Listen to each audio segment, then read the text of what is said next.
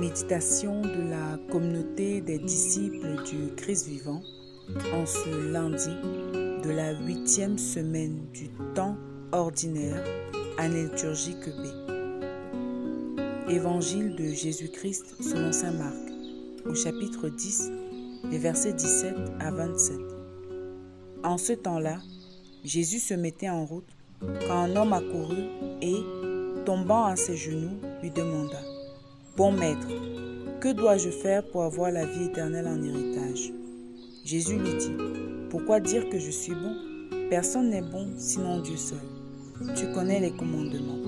Ne commets pas de meurtre, ne commets pas d'adultère, ne commets pas de vol, ne porte pas de faux témoignages, ne fais de tort à personne, honore ton père et ta mère. » L'homme répondit: « Maître, tout cela je l'ai observé depuis ma jeunesse. » Jésus posa son regard sur lui et il l'aima. Il lui dit: « Une seule chose te manque. Va, vends ce que tu as et donne-le aux pauvres. Alors tu auras un trésor au ciel. Puis, viens, suis-moi. » Mais lui, à ces mots, devint sombre et s'en alla tout triste, car il avait de grands biens. Alors Jésus regarda autour de lui et dit à ses disciples: « Comme il sera difficile à ceux qui possèdent des richesses d'entrer dans le royaume de Dieu. » Les disciples étaient stupéfaits de ces paroles. Jésus, reprenant la parole, leur dit: « Mes enfants, comme il est difficile d'entrer dans le royaume de Dieu. Il est plus facile à un chameau de passer par le trou d'une aiguille qu'à un riche d'entrer dans le royaume de Dieu. » De plus en plus déconcertés, les disciples se demandaient entre eux: « Mais alors, qui peut être sauvé ?» Jésus les regarde et dit: « Pour les hommes, c'est impossible, mais pas pour Dieu, car tout est possible à Dieu. » Méditation. Bien-aimés dans le Seigneur, Dieu soit loué en tout temps. Dans l'évangile proposé par la liturgie de ce jour, nous voyons Jésus en dialogue avec un jeune homme riche. Cet homme a dans le cœur un grand désir, celui d'avoir le royaume des cieux en héritage. D'après lui, il respecte les commandements depuis son enfance.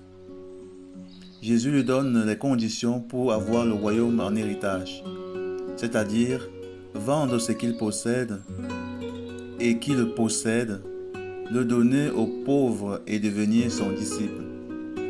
Alors le jeune homme n'y consentit pas parce qu'il avait des grands biens.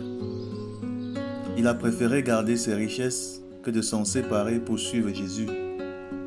Et Jésus sensibilise ses disciples en leur montrant combien il est difficile d'entrer dans le royaume lorsque le cœur n'est pas prioritairement attaché à Dieu. La méditation de ce texte nous renvoie vers nos propres attachements, nos propres affections qui sont souvent déréglées.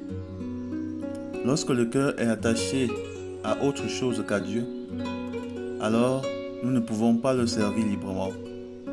Ce que nous affectionnons le plus conduit notre existence et nous possède. Lorsque notre cœur est prioritairement possédé par un autre désir que le désir de Dieu, nous ne pouvons pas le servir comme il se doit.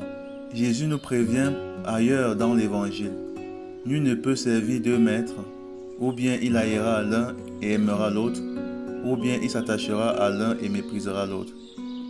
Vous ne pouvez pas servir à la fois Dieu et l'argent. L'Évangile de ce jour nous appelle à travailler sur nous-mêmes afin de nous défaire de toutes nos affections déréglées. En effet, le problème n'est pas le fait d'avoir les richesses, les biens matériels, mais de les aimer plus qu'il n'en faut, de les aimer plus que Dieu. Il ne s'agit pas que des richesses, mais aussi nos relations humaines. Lorsque Jésus dit dans l'Évangile: « Celui qui aime son père ou sa mère plus que moi n'est pas digne de moi. Celui qui aime son fils ou sa fille plus que moi n'est pas digne de moi. » Il fait également allusion à des affections déréglées. Dieu doit être le premier amour de notre vie pour que nous puissions le servir, le suivre comme il faut. Quelles sont mes affections déréglées? Quels sont les désirs qui étouffe en moi le désir de Dieu? Est-ce que je fais passer la recherche du gain avant la recherche de Dieu? Prions.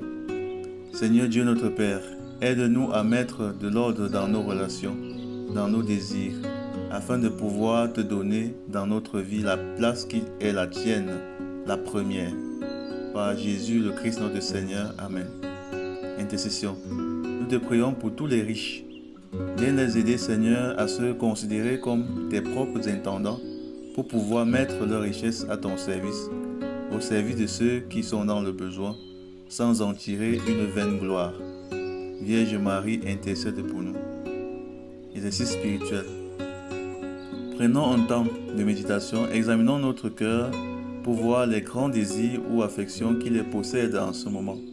Vérifions si le désir de Dieu est bien celui qui conditionne et oriente tous les autres désirs. Si ce n'est pas le cas, demandons au Seigneur la grâce de le désirer et de l'aimer plus que tout. Loué soit Jésus-Christ. À jamais.